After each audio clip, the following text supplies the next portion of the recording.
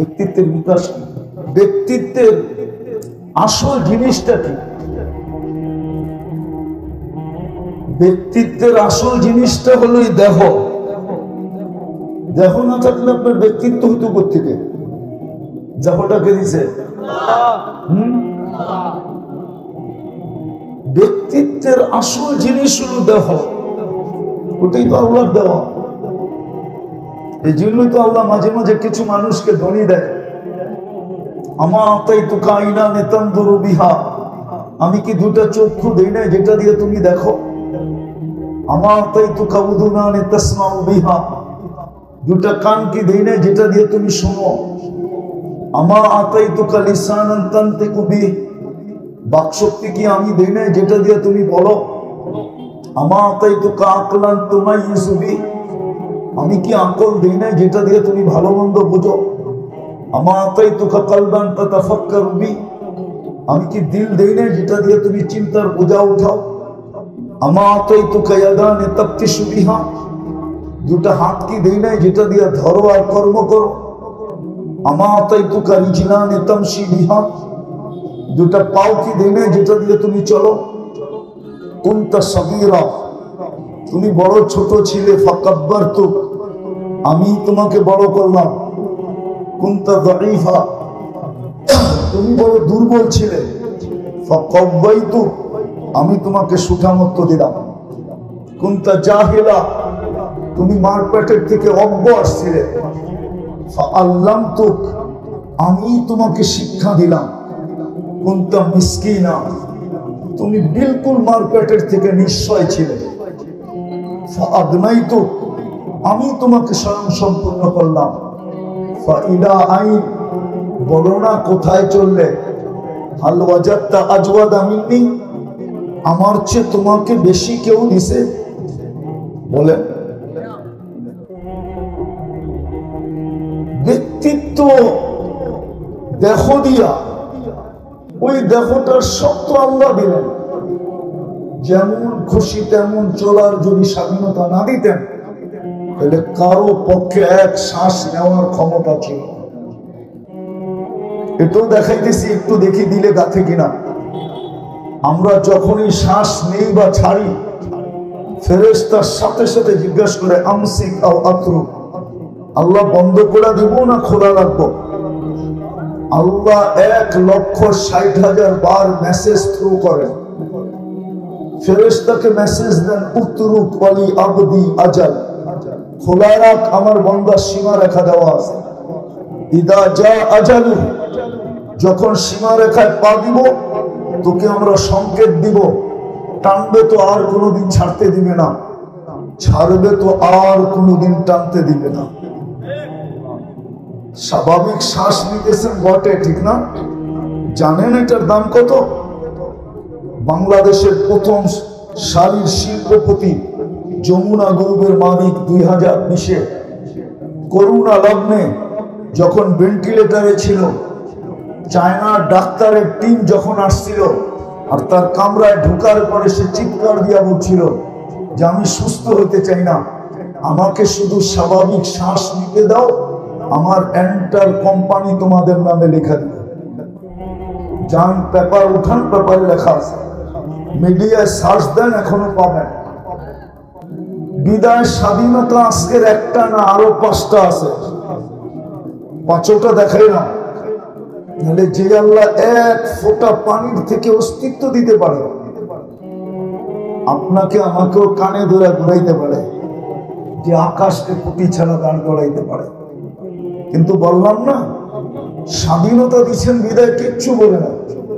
নামাযিরুন কাইফা তা'মালুন, শুধু দেখতে থাকে যুবক করে কি, দেখতে থাকে পুরুষ করে কি, দেখতে থাকে নারী করে কি, দেখতে থাকে পদালা করে কি, দেখতে থাকে টাকাওয়ালা করে কি, দেখতে থাকে সম্পত্তিওয়ালা করে কি, দেখতে থাকে আধিপত্যওয়ালা করে কি, দেখতে থাকে বাজারওয়ালা করে কি, দেখতে থাকে হাটওয়ালা করে কি, দেখতে থাকে অফিসওয়ালা করে কি, দেখতে থাকে আদালতওয়ালা করে কি, দেখতে থাকে মেইলওয়ালা করে কি, দেখতে থাকে ফ্যাক্টরিওয়ালা কি করে, দেখতে থাকে রোডওয়ালা কি করে, দেখতে থাকে ঘাটওয়ালা কি করে, দেখতে থাকে বাড়িওয়ালা কি করে, দেখতে থাকে ঘরওয়ালা কি করে, দেখতে থাকে যুবক কি করে, দেখতে থাকে বৃদ্ধ কি করে, দেখতে থাকে নারী কি করে, দেখতে থাকে পুরুষ কি করে। এই জন্যই তো বলেন না আমি দেখতে থাকি তুমি করো কি। তারপরে আবার আরেকটা বলেন যেটা কোরআনে আছে, ফান্তাযিরু অপেক্ষা কর, অপেক্ষা করো, ফান্তাযিরু ইন্নী মাআকুম মিনাল মুনতাযিরিন, আমি অপেক্ষায় আছি তুমি সীমা রেখায় কখন পা দিবে। শুধু স্বাধীনতা একটা না, 16ই ডিসেম্বর স্বাধীনতা না, আরো 5টা অ্যাড করেন, আরো 5টা স্বাধীনতা দিয়েছে। কিন্তু কথা 60 জায়গায় চলে আসছে। চলে তো যেতে হবে, চলে তো যেতে হবে। থাকার সুযোগ এখানে কারো নাই। যদি থাকতো তাহলে একজনই থাকতেন, একজন চিরঞ্জীব আছে, আরেকজন থাকতেন, ওনার সাথেই থাকতেন। ওনাকে আপনারা চিনেন কিনা জানি না, উনি মুহাম্মাদুর, কবির কথাই সত্য, লাউ কানাতিদ দুনিয়া মুখাল্লাদা মা মাতা মুহাম্মাদ। মুহাম্মাদুর রাসূলুল্লাহ দুনিয়া থেকে যেতেন, উনি যখন চলে গেছে কারো যাওয়ার সুযোগ নাই। এই জন্যই তো ডেলি আল্লাহ প্রমাণ দিতেছেন, ডেলি প্রমাণ। 5 থেকে 6 লক্ষ লোক ডেলি উঠে, দুনিয়ার থেকে উঠা যায়। মৃত্যু ঘটে সারা দুনিয়ায় 5 থেকে 6 লক্ষ লোকের। একদিন শূন্যের কোটায় নিয়ে আসবে, খালি জমিন খালি করে দিবে। ছিল খালি, আজকে মানুষের বিচরণে মুখরিত, আসবে অচিরেই জমিন খালি হয়ে যাবে। আল্লাহ জিজ্ঞাসা করবে মালাকুল মউতকে, মান বাকিয়া আলা যাহরিল আরদ, জমিনে কে বাকি? তো মালাকুল মউত বলবে লা আলাল আরদি আহাদুন ইয়াদুব্বু। আল্লাহ জিজ্ঞাসা করবে ওরা কোথায়? আইনাল্লাযীনা কানু ইয়াঈশুনা ফি বুরুজিন মুশাইয়্যিদা, ওরা কোথায়? যাদের দাপটে জমিন ফাটতো, যাদের ইশারায় একুল ওকুল হয়ে যেত, যারা বড় বড় পাঙ্গের ভিতরে বাস করত, উঁচা উঁচা প্রাচীরের ভিতরে বাস করত, চতুর্দিকে সিসি ক্যামেরা লাগানো ছিল, নিচ্ছিদ্র বেষ্টনী ছিল, মৌতকে ভুলেও ভাবতো না যে মরতে হবে। জমিন দিয়ে হাঁটার সময় জমিন দিয়ে হাঁটতো না, মনে হয় যে হাওয়ার উপর দিয়ে হাঁটতেছে। এমন লোক কি নাই বাংলাদেশে? দেখি তো আমরা মাঝে মাঝে, সামান্য একটু আধিপত্য পাইতে দেরি, ভাব নিতে দেরি করে না, মনে হয় যে মালাকুল মউত ওনার কাছে ধরা খাওয়া, মরবে না। বাবু এরকম দেখায়, বয়স তো আর কম হইল না, জন্ম তো এই দেশেই নিলাম। আল্লাহ বলবে ওরা কোথায়? তো মালাকুল মউত বলবে ওদের নিয়ে আসছে। কেউ নাই, শুধু আকাশওয়ালারা বাকি। আপনি চিরঞ্জীব। আমার জীবনের কাহিনী আছে নেটে। 2005-এ যখন আমি প্রথম জাপান যাই, আমার প্লেনেরই পাইলট মারা গেছিল।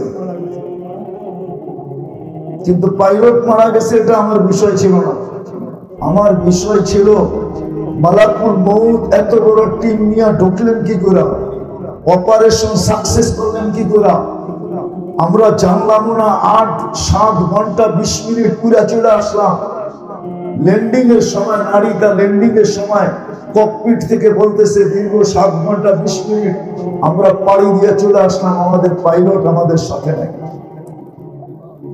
যেই প্লেনে সুই দিয়ে ছিদ্র করলে ক্রাশ হয়, মালাকুল মউত বলুক না ওলামারা পিঁপড়ার মতো হবে, ঠিক না?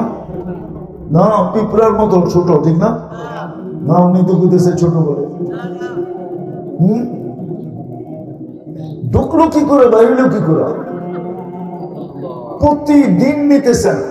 তারপরে আল্লাহ বলবে আকাশে ঝাড়ু লাগাও, 7 আকাশ ঝাড়ু দিবে। তারপরে জিজ্ঞেস করবে কে? বলবে লা আলাল আরদি ওয়ালা আলাস সামাওয়াতি, আকাশও নাই জমিনও নাই, ইল্লাল্লাযীনা ইয়াঈশুনা তাহতা আরশি, শুধু আপনার আরশের নিচে যারা বিচরণ করতেছে ওরা বাকি আছে। আল্লাহ বলবে লাগাও ঝাড়ু, ওইখানেও ঝাড়ু দিবে। জিজ্ঞাসা করবে এইবার কে? আল্লাহ জানেন। তো বলবে লা আলাল আরদি ওয়ালা আলাস সামাওয়াতি ওয়ালা তাহতা আরশি, জমিনও নাই, আকাশও নাই, আরশের নিচেও নাই। ইল্লা ইসনা আশার শুধু 12 জন বাকি আছে। কয়জন? আল্লাহ বলে নাম বলো, বলবে জিবরিল, মিকাইল, ইসরাফিল, মালাকুল মাউত। নাহনু আরবাআ, আমরা 4 জন, 8 জন আপনার আরশ বহনকারী 12 জন। আল্লাহ বলবে জিবরিল, মিকাইল, ইসরাফিলের মৃত্যু হোক। 3 জন মরবে। জিজ্ঞাসা করবে এইবার, বলবে 9 জন, 8 জন আরশ বহনকারী আর আমি একা, আমি একজন, 9 জন। আল্লাহ বলবে আরশ বহনকারীদের মৃত্যু হোক। তারপরে জিজ্ঞেস করবে এইবার, তো বলবে আমি আর আপনি চিরঞ্জীব, আমি আর আপনি চিরঞ্জীব। আল্লাহ বলবে ফাতামুত আনতা লিআন্নী কাতাবতুল মাউতা আলা মান তাহতা আরশি, তুমি মরো, কেননা আমার সিদ্ধান্ত এটা আরশের নিচে যে আছে ওকে মরতে হবে। আল্লাযী হাইলা ইয়ামুত, যে চিরঞ্জীব সে আমার আরশের উপরে। বিদায় প্রমাণিত, চলে যেতে হবে। স্বাধীনতা তো দিলেন 6টা, একটার সাথে আরেকটা যোগ করেন, দিলেন তো স্বাধীনতা বটে, কিন্তু বলেন কালকে এই চেহারাটা আল্লাহকে কি করে দেখাবে? কি করে দেখাবে? কোন পরিচয় চলবে বলেন? যদি চলতো তাহলে আবু তালেবের কবর আমাকে 100বার কাঁদাইত, বেলালের বাড়ি আমাকে 6 বার কাঁদাইত না, রাবেয়া বসরির বাড়ি আমাকে 6 বার কাঁদাইত না, এরকম হাজারো কবর আমাকে কাঁদাইত না। এগুলো সব চোখে দেখা বলতেছে। আবু তালেবের কবর আমাকে কাঁদাইত না। আপনি চিনেন না আবু তালেবকে? আপনি চিনেন না মুহাম্মদুর রাসূলুল্লাহকে? শুধু বলেন নবী, চিনেন না। যদি চিনতো তাহলে যুবক নেটে দেখা চুল কাটতো না। যদি চিনতো তাহলে 14 তারিখ কোনোদিন উদযাপন করতো না। যদি চিনতো 31st নাইট কোনোদিন উদযাপন করতো না।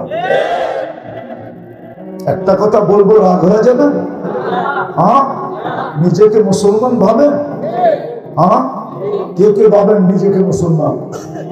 হ্যাঁ, নামান নামান নামান। নিজেকে যখন মুসলমান ভাবেন আর ইহুদি খ্রিস্টানের হাতে মারি খান, আবার ওদের আদর্শ উদযাপন করেন, তো করেন কি করে বলেন? ওদের হাতেই তো মারি খান। ফিলিস্তিনে মারি খাইতেছে কার হাতে? আফগানিস্তানে মারি খাইছে কার হাতে? শুধু ইহুদি নাকি? শুধু ইহুদি? বিজাতির হাতে মার খাইতেছে না ওদের আদর্শ? লজ্জা লাগে না? কালকে আবার আশা রাখেন হাউজে কাউসার খাবে, পান করবেন, ঠিক না? জুতা জুতা মারবে, জুতা।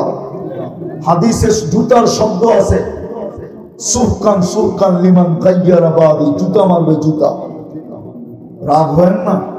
আমার কথা শুনেন ভালো মতে। আবার শাফাআতের আশা করেন,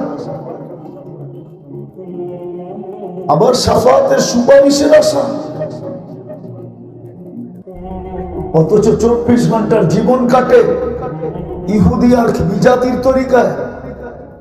একজনও তো এখানে নাই যারা বিয়ে করছে, একজন হুজুরও বলতে পারবে না। চ্যালেঞ্জ, যে ওনার বউ বাসর রাত্রে ফাতেমার মতো সাজছে। চ্যালেঞ্জ,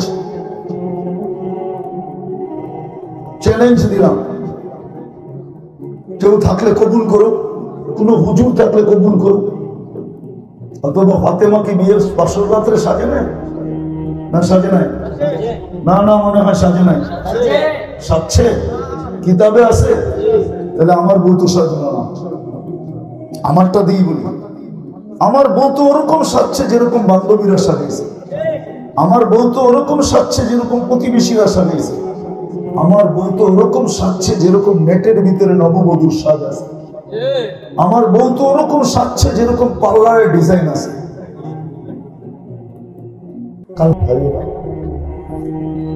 যে পর্যন্ত লাউড স্পিকারের আওয়াজ বসতেছে, যদি শোনার সুযোগ থাকে তো পর্দার অন্তরালে মা ও বোনেরা, কোরআন হাদিস থেকে যতটুকুই তেলাওয়াত করলাম, আশা রাখি একই সামনে রেখে কিছু কথা রাখবো। সাথে সাথে সকলের কাছে অনুরোধ, কথাগুলো মনোযোগকে উজাড় করে দিয়া শুনবো। দ্বিতীয় আরেকটা অনুরোধ, পরিবেশটাকে বিলকুল নির্জুম রাখবে। আর দুটোটাই কিন্তু আল্লাহর হুকুম।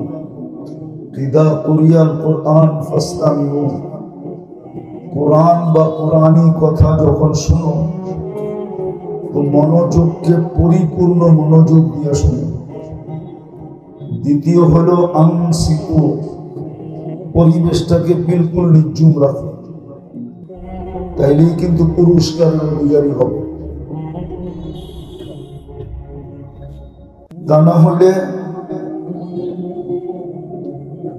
স্বাধীনতা শুধু একটা দেন না, আরো 5টা আছে। আজকে না স্বাধীনতা দিবস, স্বাধীনতা শুধু একটা দেন না, আরো 5টা আছে। কয়টা? মনোযোগ দিয়ে শুনতে হবে, কিন্তু হই হুল্লা করলে কথা হবে না, বিলকুল মনোযোগ দিয়ে শুনতে হবে। স্বাধীনতা শুধু একটা নয়, আরো 5টা আছে। আর এই স্বাধীনতা বেশি দিন না, কণ্ঠনালীতে রু আসা পর্যন্ত। এটাও মাথায় গাইথা নেই। আজকে অনেক ধরনের পরিচয় চলে, পজিশন চলে, কিন্তু মৃত্যুর পরে কোন ধরনের পরিচয় চলবে না, পজিশন চলবে না। ভালো মতো মনে রাখি, কেননা এটার অস্তিত্ব দাতা আল্লাহ। এই জন্যই আল্লাহ মানুষকে বুঝাইতে চায়। বুঝবে তো ভালো কথা, আর যদি না বুঝবে তাইলেও ভালো কথা। এই জন্য আল্লাহ বুঝাইতে চাইতেছেন, বাধ্য করেন না। গেলে মানুষের মতো দুর্বল কোনো প্রাণী নাই। যদি থাকতো তাইলে আল্লাহ বলতেন, কিন্তু আল্লাহ শুধু মানুষকেই বলছেন খলিকাল ইনসান দাঈফা, মানুষ সবচেয়ে দুর্বল প্রাণী, কোন সবল প্রাণী না, বড় দুর্বল প্রাণী। যেটা বুঝাইতেছিলাম যে স্বাধীনতা শুধু একটা না, আরো 5টা আছে।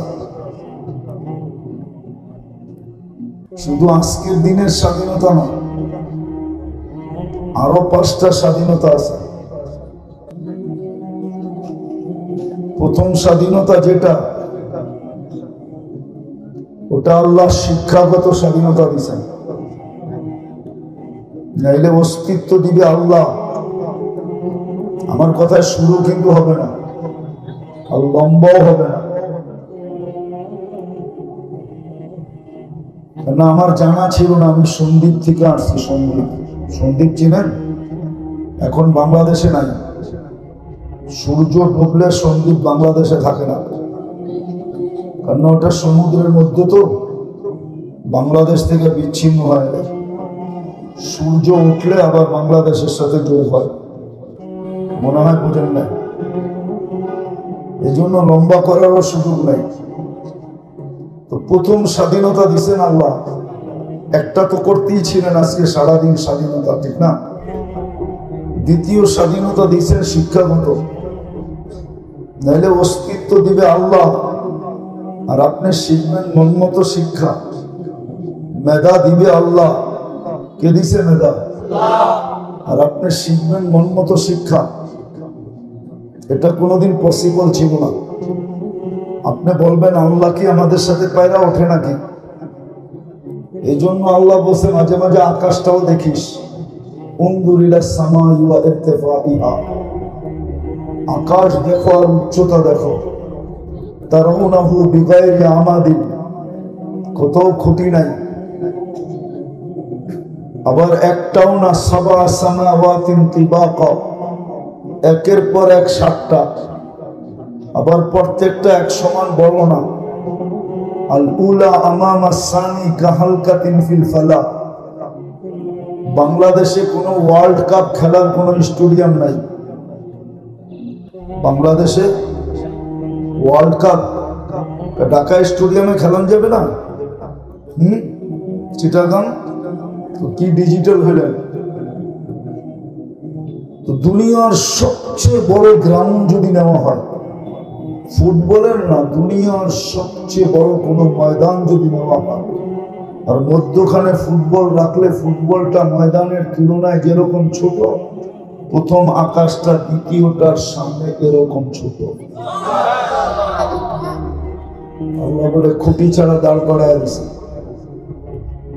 যদি তোমাকে স্বাধীনতা না দিতাম তো মেধা দিব আমি, আর তুমি শিখবা মন মতো শিক্ষা, এটা কোনোদিন সম্ভব হতো না।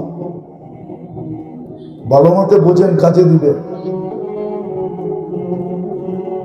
ভালো মতে বোঝেন, কাজে দিবে। কিন্তু আমি দুনিয়া ঘুরা বলতেছি না, ঘুরা বলতেছি না। মেধা দিবে আল্লাহ, আর আপনি শিখবেন মন মতো শিক্ষা, পসিবল ছিল না। তৃতীয় দেখাইতেছি। তৃতীয় মানুষ যে কোনো পেশায় পেশাজীবী হতে পারে,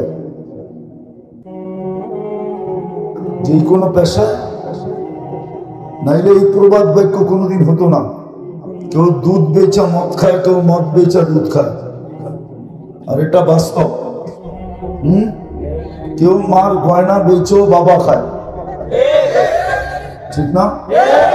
আল্লাহ যদি স্বাধীনতা না দিত কোনোদিন খেতে পারতো না। কেউ বাপের মাথার গাম পায়ে ফেলানো টাকা, অর্জিত টাকা দিয়া ডাল খায়, ঠিক না? আরো আছে বাপের প্রবাসের জীবনের অবর্ণনীয় কষ্টের টাকা দিয়া 50 টাকার চুল 500 টাকা দিয়া কাটে, জিজ্ঞেস করেন। অথচ ওর আব্বা বিদেশে প্রবাসে প্রতি রাত্রে যখন ঘুমাইতে যায় তো ওর সামনে বাড়ির চিত্রটা উঠে, বিবি, বাল, বাচ্চা, মা, বাপ, ভাই, বোন, আত্মীয় স্বজন, পাড়া প্রতিবেশী সবকিছুর সামনে বেসা ওঠে।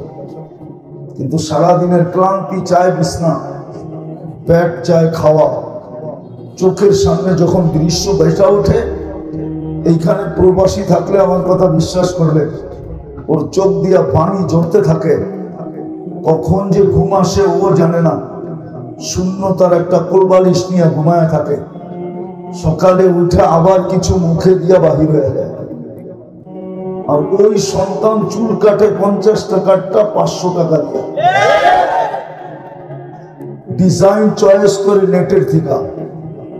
সারা রাত্র নেটে দেখতে থাকে। সর্বশেষ যখন মাথা আউলে যায় তখন একটা ডিজাইন পছন্দ হয়, ওটাকে স্ক্রিনশট দেয়। তারপরে সেলুনে নিয়ে যাওয়ার পরে সেলুনওয়ালা আচ্ছা করে কোবায়। 50 টাকার চুল 500, 700, 1000 টাকা দিয়ে কেটে আসে। যদি স্বাধীনতা না দিতেন, পেশাগত স্বাধীনতা না দিতেন, সম্ভব ছিল। চতুর্থ স্বাধীনতা দিচ্ছেন আল্লাহ মত আদর্শগত। কি মত? নাইলে বাক শক্তি কে দিয়েছে? আর ও ভাববে আল্লাহ, ও বলবে আল্লাহর বিরুদ্ধে। টকশোতে আল্লাহর বিরুদ্ধে বলে না? কি বড় বড় জনসভায় দাঁড়ায় আল্লাহর বিরুদ্ধে বলে না? বাক শক্তি কে দিছে? ব্রেন কে দিছে? আল্লাহর বিরুদ্ধে বলে কি করে? বুঝা গেল আল্লাহ মত আদর্শের স্বাধীনতা দিছে, কিচ্ছু বলে না। বরং হাদিসে পাওয়া যায় নাজিরুন কাইফা তা'মালুন, আল্লাহ দেখতে থাকে তুই করিস কি। কেননা স্বাধীনতাটা বেশি দিন তো না। ইলা আজালিন মুসাম্মা, কোরআন বলে একটা নির্দিষ্ট সময় পর্যন্ত। ইজা জা, যখন আসবে আজাল, লা ইস্তাখির সাআতান ওয়া লা ইস্তাকদিম, 1 সেকেন্ড আগেও না 1 সেকেন্ড পরেও না। রেখায় পা দিতে দেরি, থাবা মারতে দেরি করবে না। পঞ্চম স্বাধীনতা দিচ্ছেন সোসাইটিগত। সমর্থ থাকলে দুনিয়ার যে কোথাও বাস করা যায়, সমর্থ থাকতে হবে। সমর্থ কিভাবে হইলে ওইটা বিষয় না। সমর্থ যদি থাকে তাহলে এইখানে বৈশ্য বেগম পাড়ার নাগরিক হওয়া যায়। ষষ্ঠ স্বাধীনতা দিছেন আল্লাহ, কণ্ঠনালীতে রু আসার পূর্ব মুহূর্ত পর্যন্ত যেমন খুশি তেমন চলা যায়। নাইলে যুবকের বাহাদুরির উৎস কি বলেন তো? যৌবন। পুরুষের বাহাদুরির উৎস কি? পুরুষত্ব। নাইলে আপনার প্রথম রাত্রি তো ভেঙে যেত যদি পুরুষত্ব না থাকতো। মনে হয় বোঝেন নাই? নারীর বাহাদুরির উৎস নারীত্ব। নারীত্ব যদি না থাকে ওদের পাশে শোয়ায় কে? আর ওর জন্য প্রবাসে যায় খাটে কে? টাকাওয়ালার বাহাদুরির উৎস কি? টাকা। টাকা না থাকলে ওর দিকে তাকায় কে? মনে হয় বুঝেন না? এরকম প্রত্যেক জিনিসের বাহাদুরির একটা উৎস আছে। যুবকের বাহাদুরির উৎস যৌবন। আল্লাহ যদি স্বাধীনতা না দিতেন, যেমন খুশি তেমন চলা, তাহলে ও যৌবন ব্যবহার করবে আল্লাহ, বাহাদুরি দেখাবে আল্লাহর যৌবন দিয়া, আর উদযাপিত করবে 14 তারিখ। এটা পসিবল ছিল না। আস্তে আস্তে সময় কাজে দিবে। নাইলে এটাও সত্য আল্লাহর ঘোষণা,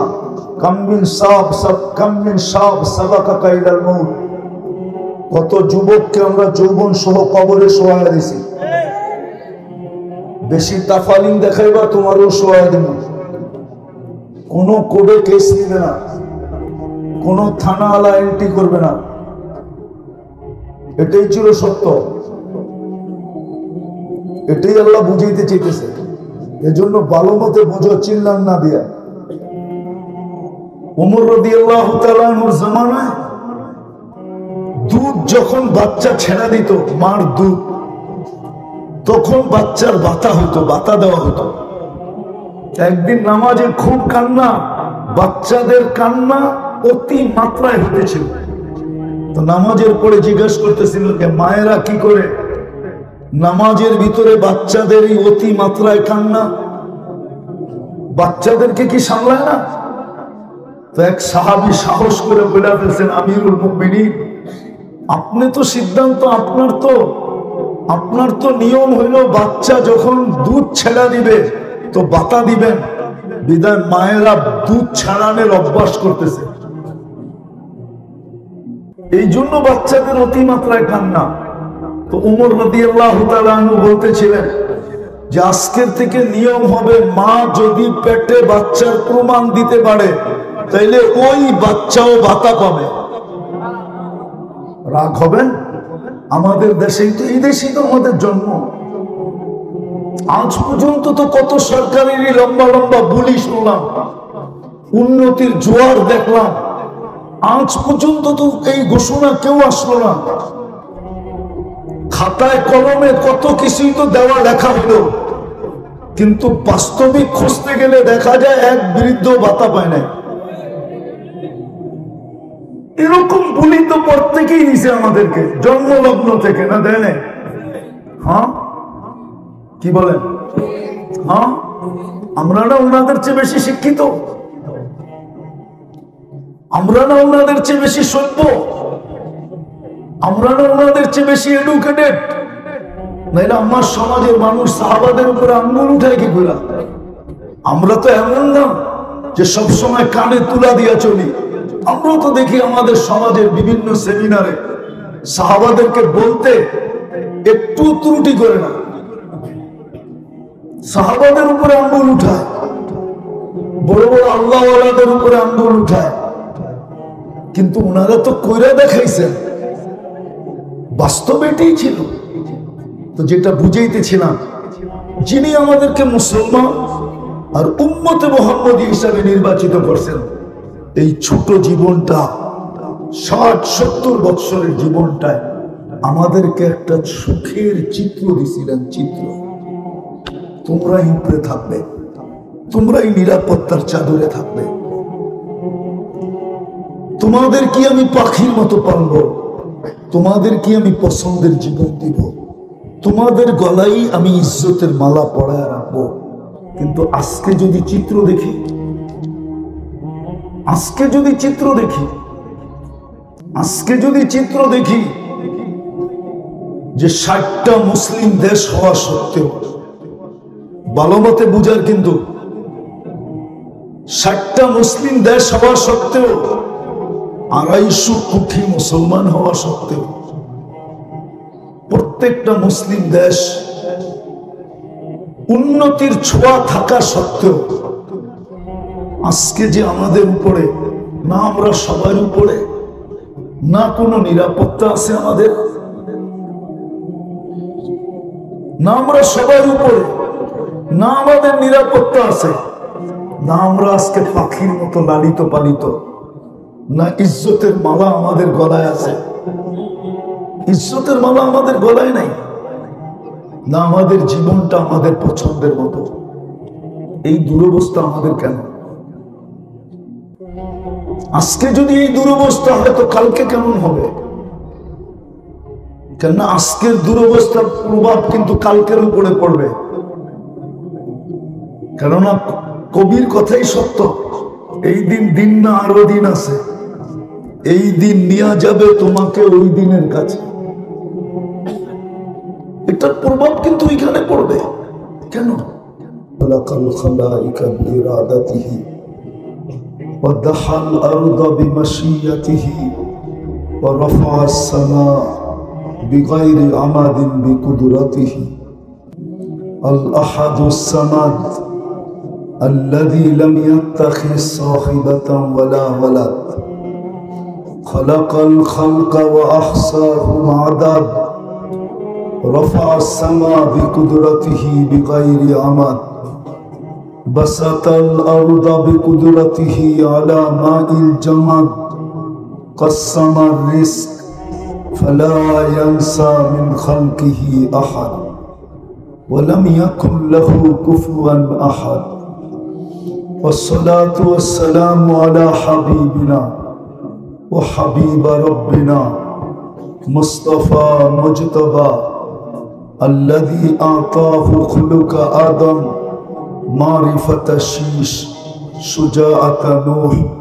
خلة إبراهيم لسان إسماعيل رضا إسحاق فصاحة صالح حكمة لوط بشرى يعقوب جمال يوسف صبر أيوب طاعة يونس جهاد يوشع صوت داود حب دانيال وقار إلياس زهد عيسى قوة موسى هيبة سليمان وعلم الخضر صلى الله عليه وعلى آله وأصحابه وأتباعه صلاة وسلاما كثيرا كثيرا أما بعد فأعوذ بالله من الشيطان الرجيم بسم الله الرحمن الرحيم إن الله اصطفى لكم الدين وقال جل جلاله فلا تموتن إلا وأنتم مسلمون وقال رسول الله صلى الله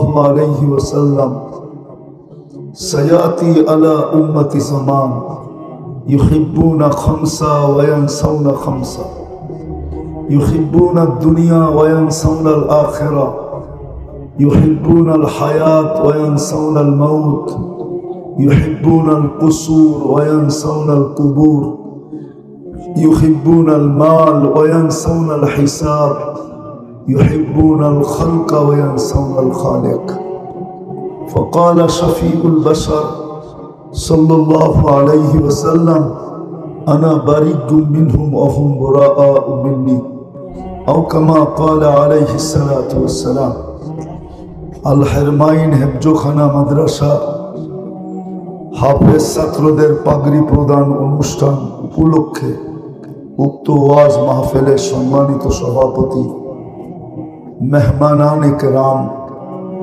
হযরত উলামায়ে কেরাম এলাকার বিভিন্ন জায়গা থেকে আগত মুসলমান ভাইয়েরা, যেই পর্যন্ত লাউড স্পিকারের আওয়াজ পৌঁছতেছে, যদি শোনার সুযোগ থাকে তো পর্দার অন্তরালে মা ও বোনেরা, কোরআন হাদিস থেকে যতটুকুই তেলাওয়াত করলাম আশা রাখি একই সামনে রেখে অতি অল্প সময় কিছু কথা রাখবো।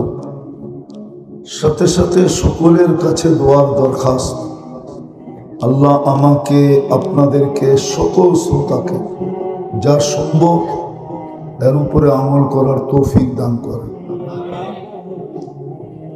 প্রশ্ন বলতে পারেন, কথা বলার ভঙ্গিও বলতে পারেন।